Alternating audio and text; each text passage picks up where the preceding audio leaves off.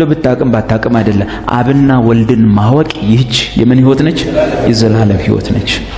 ለምሳሌ ወልድን ምን ይለዋል? ዮሐንስ 1 በመጀመሪያ ቃል ነበር፣ ቃልም በእግዚአብሔር ዘንድ ነበረ፣ ቃልም እግዚአብሔር ነበረ፣ ሁሉ ከእርሱ ነው በእርሱ። አዎ ተጠንቀቃችሁ፣ ሁሉ በእርሱ ሆነ፣ ከሆነው አንዳች እንኳ ያለ እርሱ ምንም ምን ይሆነ የለም። አብንሳ ዕብራውያን መጽሐፍ ላይ አብ የዓለማት ዲዛይነር ነው፣ ግን ምን ይላል? በአብ ተፈጠሩ አይልም። ምን ይላል? እግዚአብሔር አስቀድሞ ለነበሩት ትውልዶች ለአባቶች በነቢያት በኩል ተናግሮ አሁን ግን ሁሉን ወራሽ ባደረገው ደግሞም ዓለማትን በፈጠረበት በልጁ ተናገረ። ዓለማትን ምን ባለበት? በፈጠረበት። ለምን? ከአብ የሆነው ሁሉ በማን ብቻ ነው የሚሆነው? ያ ወገኖቼ፣ ሁሉም ነገር የሆነው ከአብ ነው። ያ ሁሉ ነገር የሆነው በማን ነው? በወልድ ነው። ያን ሁሉ ነገር አካል ያለበሰ ማን ነው? መንፈስ ቅዱስ ነው።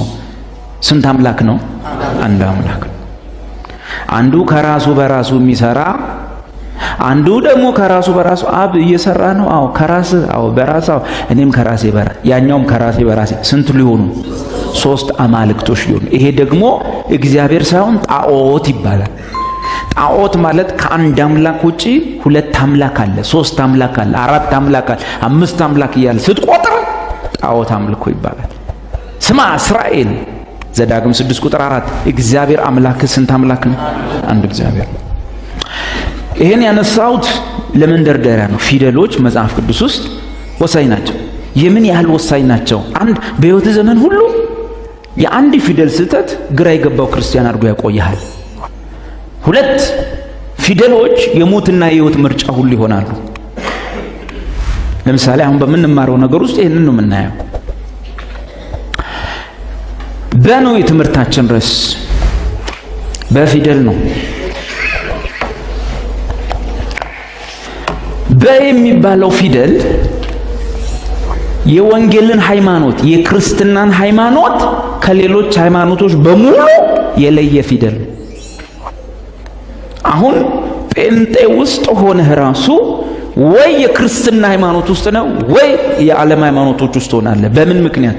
በዚህ ፊደል ጥናት ምክንያት ራስን በማየት ሰው ቸርች ውስጥ ሆኖ ወንጌላዊ ሆኖ ፓስተር ሆኖ ምናምን ሆኖ ሲኒየር ሐዋርያ ጁኒየር ምናምን ሆኖ ከዓለም ሪሊጂየን ግሩፖች ውስጥ መሆን ይችላል። ኮቱን አድርጎ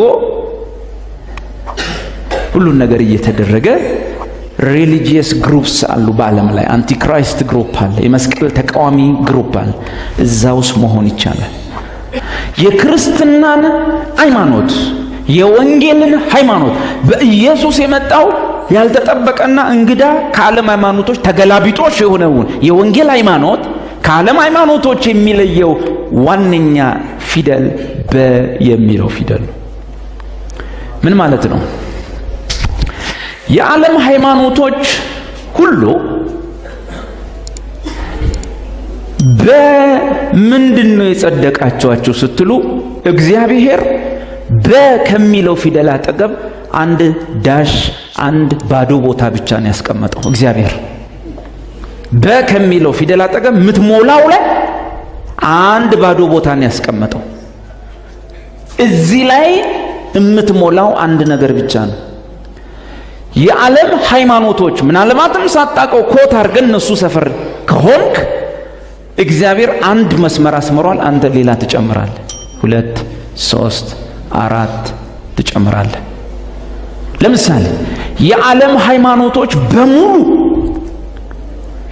ስሙ ክርስትና ውስጥም ቢሆን ከክርስትና ውጭ ነው ያላቸው በከሚለው አጠገብ ብዙ ባዶ ቦታ ነው።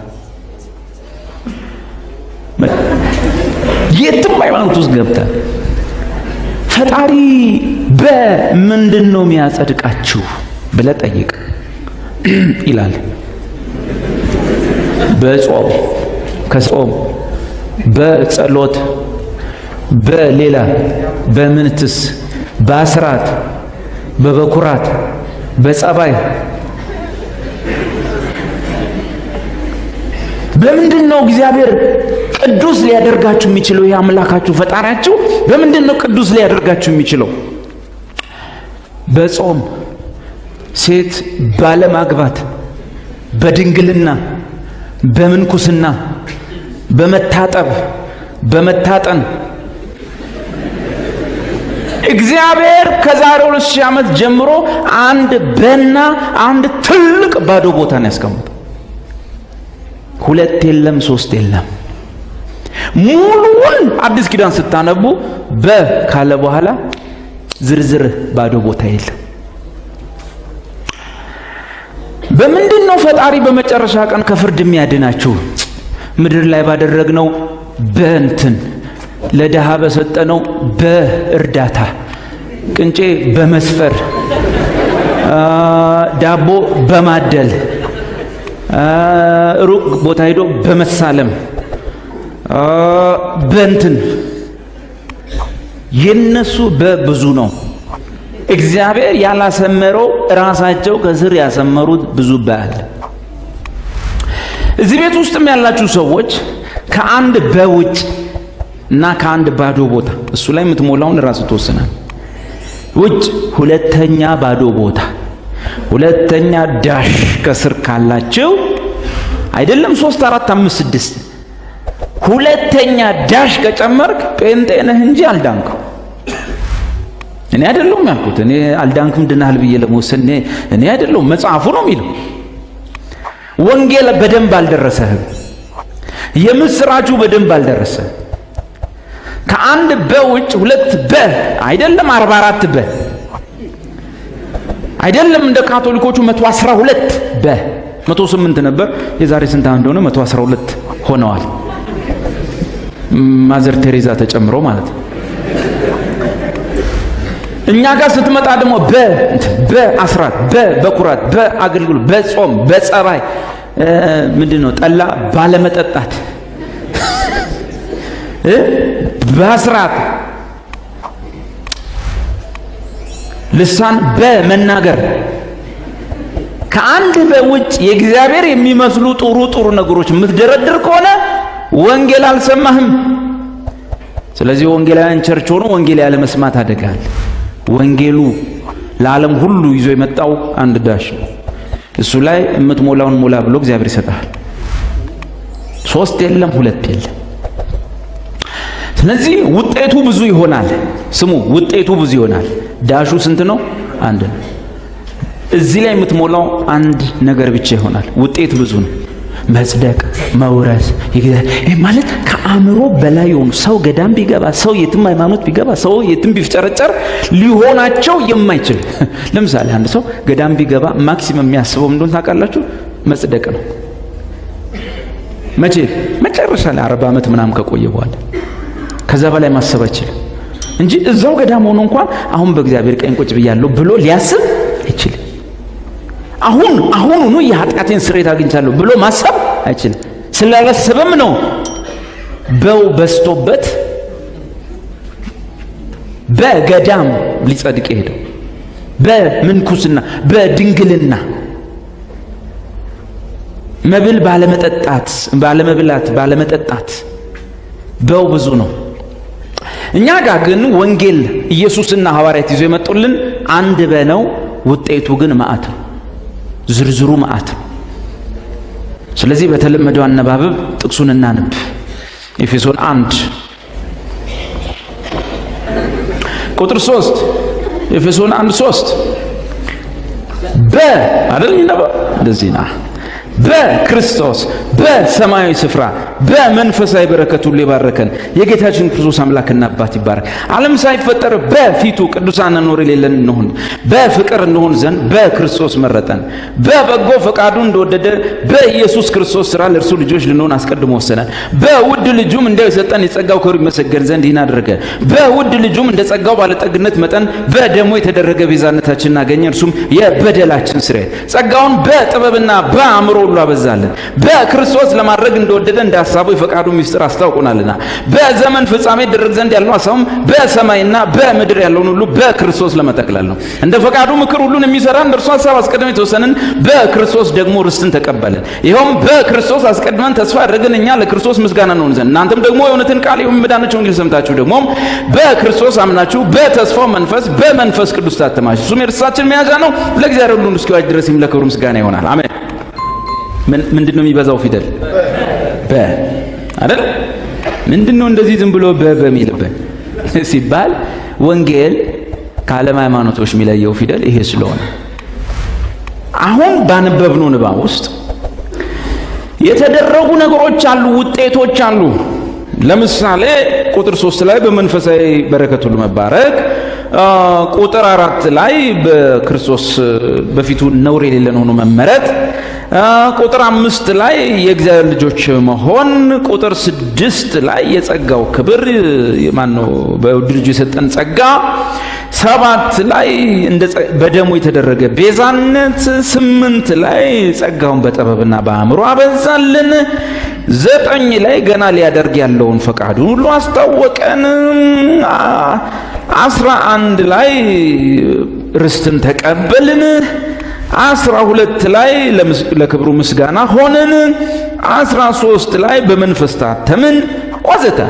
እነዚህ የትም ገብተህ ልታገኛቸው ማትችላቸው ነገሮች በጾም ሊሆኑ የማይችሉ ናቸው። በጾም የማይመጡ ናቸው። በጸሎት ሊመጡ አይችሉም። በየትኛውም ድርጊት ሊመጡ አይችሉም። በአገልግሎት ሊመጡ አይችሉም። በፓስተርነት፣ በሐዋርያነት፣ በነቢይነት፣ በእኔ እምነት በዚህ ዘመን ሐዋርያ የለም፣ ግን በሐዋርያነት ወዘተ ማታገኛቸው ነገሮች ናቸው። ለምሳሌ ዝም ብላችሁ ቁጥር 3 ላይ እዛ ሰማይ ውስጥ በመንፈሳዊ በረከት ሁሉ ተባርከናል። ኦኬ፣ ይሄን ለማድረግ ሰው ምን ማድረግ ይችላል? ምን ማድረግ ይችላል? አቤት፣ ሰማይ ውስጥ መድረስ ይችላል። ሶቆ ሮኬት ተኩሶ ሰማይ አይደለም የደረሰው፣ የሆነ ፕላኔት ላይ ነው የደረሰው። ሰማይ ማለት እኮ የአብ ህልውና ማለት። ሰው በሮኬት የአብ ህልውና ውስጥ አይገባም። በአብ ህልውና ውስጥ አብ ክርስቶስን በባረከው በረከት ሁሉ መባረክ በምን ታመጣዋል? መምጣት አይችልም። በእግዚአብሔር ፊት ነውር አልባ ማለት እንደ ኢየሱስ ኃጢአት የሌለበት ተሳስቶ የማያውቅ ሰው መባል ይቻላል እንዴ? ስትጾም ብትውል፣ ገዳም ብትገባ፣ ብትታጠን እንደ ኢየሱስ አይነት ነውር አልባ መሆን ይቻላል እኮ። በምን ታመጣዋለህ? አሁን ውጤቶቹ በሙሉ ከዳሹ ቀጥሎ ያሉት ውጤቶች በሙሉ አንዳቸውም ሰው ምንም አድርጎ ማምጣት የሚችላቸው አይደለም። የምስራቸው እንደሆነ ታውቃላችሁ። ለዚህ ነው በብሎ ስንት ዳሽ ያለው? አቤት፣ ስንት ዳሽ ያለው? አንድ ዳሽ ብቻ። ውጤቱ ብዙ ነው፣ ዳሹ አንድ ነው። እነዚህ ለምንድን ነው እግዚአብሔር አንድ ባዶ ቦታ ብቻ አስምሮ ይሰጠን ሲባል እነዚህን ውጤቶች ሁለት መስመር ቢያረጋባቸው በምን ይሆናል? በምን ታመጣዋል? ለዚህ እግዚአብሔር ምረጥ አለ። ወይ የራስን ዳሾች ስራና ሞልተ እነዚህ ነገሮችን ሆናለሁ ብለው ወስን፣ አሊያ ደግሞ እነዚህን መቼም በምንም ልሆን አልችልም። ይሄ የክርስቶስ የራሱ ማንነት፣ እግዚአብሔር የሰጠው ክብር፣ እግዚአብሔር የሰጠው ስፍራ ነው። ይሄን እኔ በምንም ማምጣትም መሆንም ስለማልችል ይሄ ነገር ይሆንልኝ እግዚአብሔር ሙላ ባለኝ በአንድ ዳሽ ላይ በመሙላት ነው ብሏል። መሙላት የምርጫ ጉዳይ ነው። መጀመሪያ እነዚህን ትልልቅ ነገሮችን ውጤቶቹን በማን እንደሆኑ ደግሞ ባዶ ቦታው ላይ እንሙላ። ቁጥር 3 ላይ ያለው የመጀመሪያው ትልቅ ነገር በእግዚአብሔር ህልውና ውስጥ ሰማይ በመንለው በእግዚአብሔር ትልቅ የመጨረሻ ሉዓላዊ ህልውና ውስጥ አንድ የሰፈር ክርስቲያን፣ አንድ አማኝ እዚህ ቤት ውስጥ ያለ ሰው ክርስቶስ በተባረከበት በረከት፣ ክርስቶስ በተሰጠው በረከት ሁሉ ምን ብሏል? ተባርኳል። መሬት ላይ ሰውየው ብዙ ችግር ውስጥ ነው ያለው። መሬት ላይ ሰውየው መባረኩ እንኳን ሳይገባው ጌታው ካልባረከኝ አልለቀህም እያለም እየዘመረ ሊሆን ይችላል። ያዕቆብን ጠቅሶ ያዕቆብ እኮ በሰማያዊ ስፍራ መንፈሳዊ በረከት አልተባረከም። ያዕቆብ መሬት ላይ ባለ በረከት የሚታሰብ ነው። እሱን በረከት የሚጠብቅ ነው። ስለዚህ በግ እያራባ እግዚአብሔር እንዲሰጠው ፈለገ። ይሄ ሰውዬ አባቶቹ በተባረኩበት በወርቅ በግመል ወዘተ፣ በወርቅ በግመል በሴት ባሪያ በወንድ ባሪያዎች መባረክ ፈለገ። ካልባረከኝ አልለቅህም አለው። እኛ ጋር ስንመጣ ግን ያለቀ የተጠናቀቀ ነገር አለ። ያዕቆብን አይነት በረከት አይደለም። የእስራኤልን አይነት በረከት አይደለም። ቦታውም ይሄ ምድር አይደለም። እግዚአብሔር ክርስቶስን ባከበረበት የእግዚአብሔር የህልውና ከፍታ የሉዓላዊነት ከፍታ ላይ ክርስቶስን የባረከበት በረከት ለኛ ሆነ። ክርስቶስን እግዚአብሔር የሰጠውን ነገር ለኛ ሰጠ። ግን ይህ ሁሉ የሆነው በጾም በጸሎታችን አይደለም። የሆነው በማን ነው? አቤት ዳሹ ላይ የምትሞላው በማን ነው? በክርስቶስ። ምን ሆነ? በክርስቶስ። በክርስቶስ ቦታው ስፍራው በሰማያዊ ስፍራ ላይ እነ ገብርኤል እነ ሱራፌል እነ ኪሩቤል ካሉበት ክልል በላይ ከእግዚአብሔር ሕልውና ውስጥ በእግዚአብሔር ሉዓላዊ ከፍታ ውስጥ እዚህ የመሬት ታች ላይ ያለ ሰው እኔ አንተ ምን ሆንን? በመንፈሳዊ በረከት ባንዳንዶቹ ነው ሁሉ በመንፈሳዊ በረከት ሁሉ የሚባርከን የባረከን እግዚአብሔር ይባርካቸው። አቤት የባረከን ተባርከና። ብዙ ጊዜ እንዳልኳችሁ ባርኮና። አሁን ይባርክ ብል የሚጨምር የለም። ደግነቱ አይጎዳህም። አሁን ይባርክ ብል ትጎዳለህ። ምን ይሆናል? በቃ እኔ በቀደም አንዱ እዚህ ጋር ጌታ ይባርከው ዳዊትን አለ። እናንተ አሜን አለ እንጂ አይጎዳኝ። ግን ኦልሬዲ በክርስቶስ ሰማይ በሚያውቀው መላእክት በሚያውቁት እልፍ አላፋት መላእክት የክፋቱም ኃይላት የበጎም ዓለም ኃይላት የጨለማውም የብርሃንም ዓለም ኃይላት በሚያውቁት ዕውቀት እኔ ምን ሆኛለሁ? አቤት ተባርካለሁ። ጥያቄ አለኝ? አዎ። ያልተፈቱ ችግሮች አሉ? አዎ። የጸሎት ርዕስ አለኝ? አዎ። የጾም ርዕስ አለኝ? አዎ። ግራ የገባኝ ነገር አለ? አዎ። ከጎረቤት ችግር አለ? አዎ። ከሰፈር ችግር አለ? አዎ። ከትምህርት ቤት ችግር አለ? አዎ። መስሪያ ቤት ችግር አለ? አዎ። ከባለስልጣን ዘንድ ችግር አለ? ካለቆች ዘንድ? አዎ። ብዙ ኮንፊውዝድ የሆንባቸው እግዚአብሔር ከኛ ጋር ለመሆኑ ግራ ያጋቡን ነገሮች አሉ? አዎ። ግን ብናምንም ባናምንም በእኛ የሰሞኑ ሁኔታ ሳይሆን በእኛ ሰሞኑን ጾም ጸሎት ስለያዝን ሳይሆን በእኛ አስራት ስለሰጠን በኩራት ስለሰጠን የሆነ ጊፍ ስለሰጠን ሳይሆን በእኛ ምንም ነገር ሳይሆን በማን? አቤት እስቲ መለኪያዬ በሉ። ጾሜ አይደለም፣ አስራቴ አይደለም፣ አገልግሎቴ አይደለም፣ ጸባዬ አይደለም። መለኪያዬ የመቅደሱ ሚዛን ነው፣ ጌታ ኢየሱስ ነው በሉ። አሜን። በሱ ነው የተሰፈር ነው። በሱ ኦልሬዲ ተባርከናል። አባቶ በሉ በክርስቶስ በሰማይ ስፍራ በመንፈሳዊ በረከት ሁሉ ባርከኸኛል። ይህ የማይታየው በሚታየው ዓለም ላይ አካል እንዲለብስ እጠይቅሃለሁ። መሆን አለበት። አካል አልብሰው የተገለጠ ይሆን። አባቴ ጨብጣዋለሁ፣ አቀፈዋለሁ፣ የኔ ይሆናል፣ ይዘዋለሁ፣ እጠቀምበታለሁ፣ ለሳቅ ይሆንልኛል በኢየሱስ ስም አሜን። ቁጥር 4 አሁንም ዳሹን ሙሉት፣ ባዶ ቦታ አለ። ቁጥር 4 ዓለም ምን ሳይል ማን ዓለም ምን ሳይወድ እኔ እናንተን እርሳን። እኛ ትዕቢታችን አለቅ ብሎን እንጂ እኛም አለንበት ምንለው እኔ እናንተን እርሳን። የእኛን ዘር ማንዘር አዳምን እርሳው።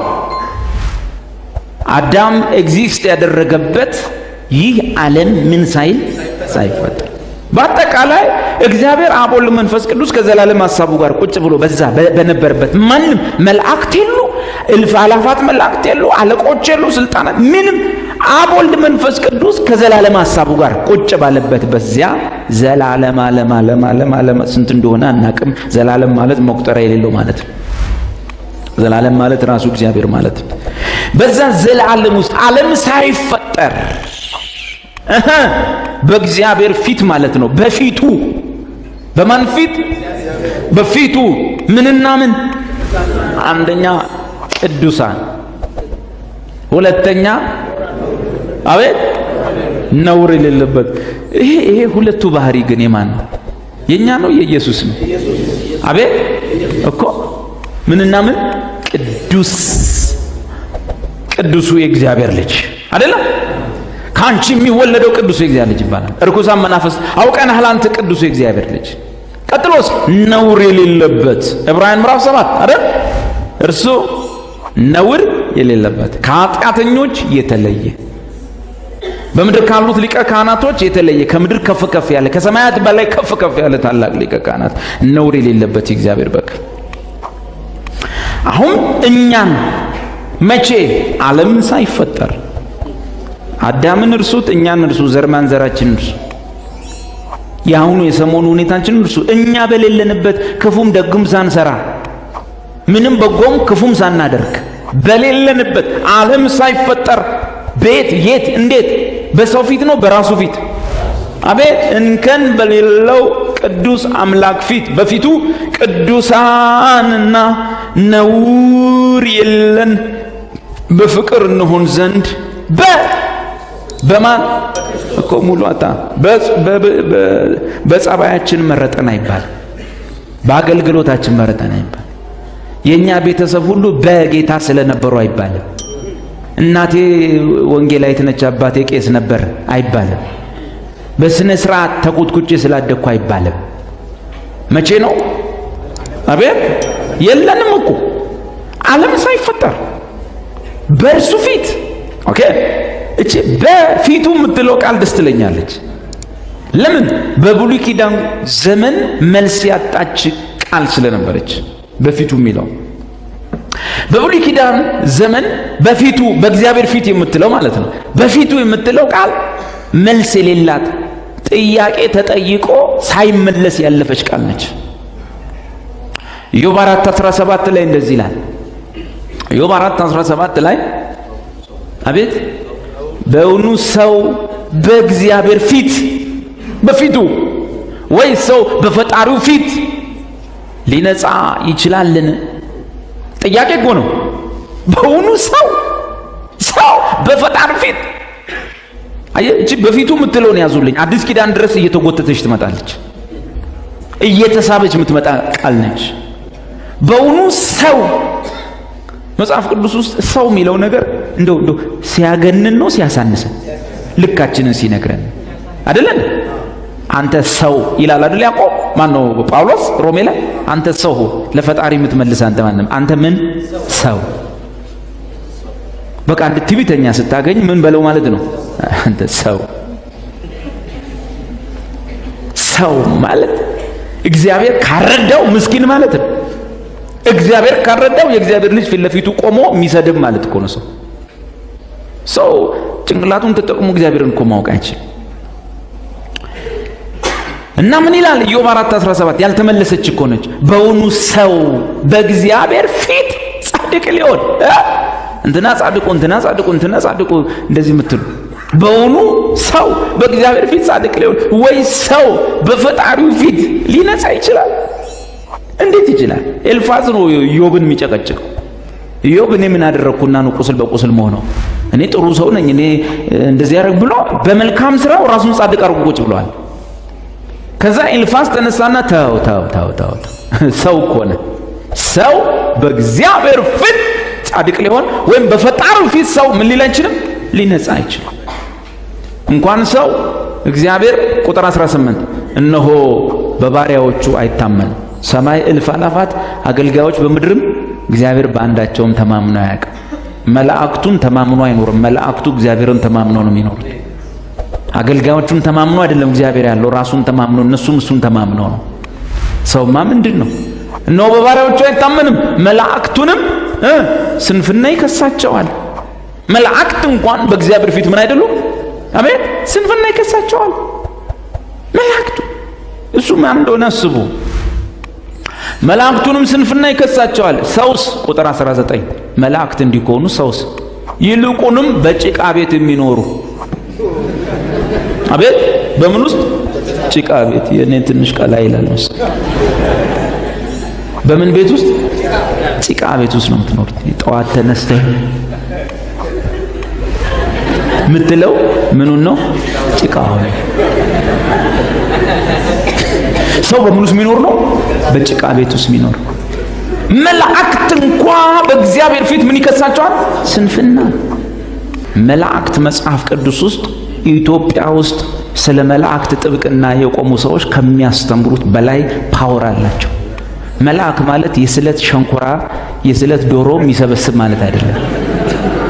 መልአክ ማለት በሲድኮ ሻማ የምትሸውደው ነገር አይደለም።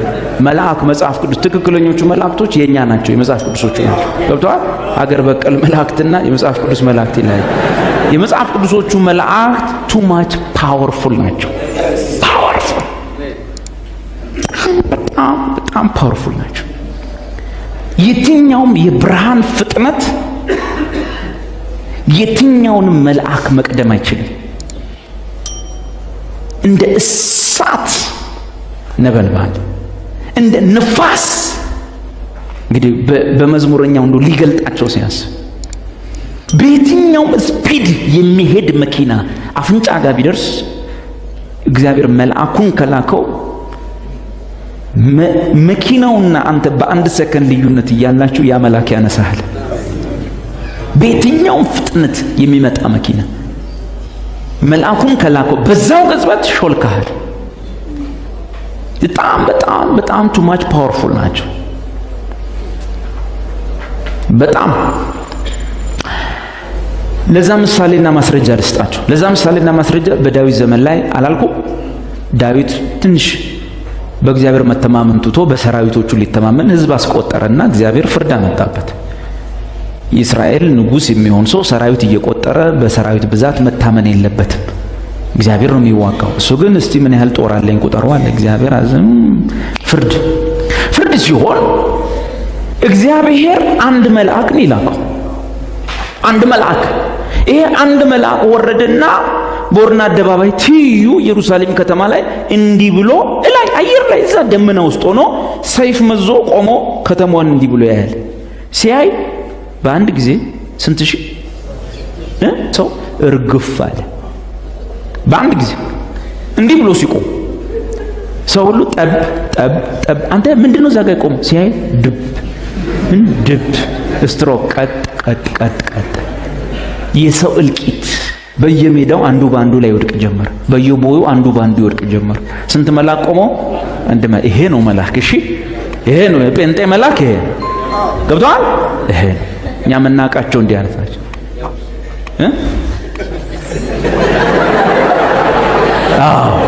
ወንድ ይሄ ነው መልአክ። እሺ አጥፋው። ይሄን ማታ እያዩ እንዳያድር እና እንዲህ ሲቆም አየር ላይ ሰው እርግፍ እርግፍ እርግፍ እርግፍ።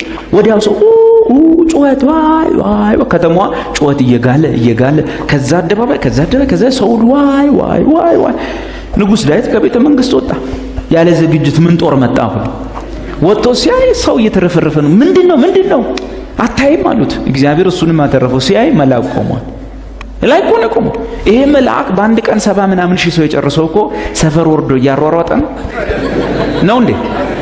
እያሯሯጠ ነው አይደል? ምንም ሳይነታቸው እርግፍ። ምን አይነት ፓወር! እስቲ እንደዚህ አይነት በሉ። ብዙ መላእክቶች በእኔ ዙሪያ ያሉ ከኢየሱስ የተነሳ በሉ። አሜን።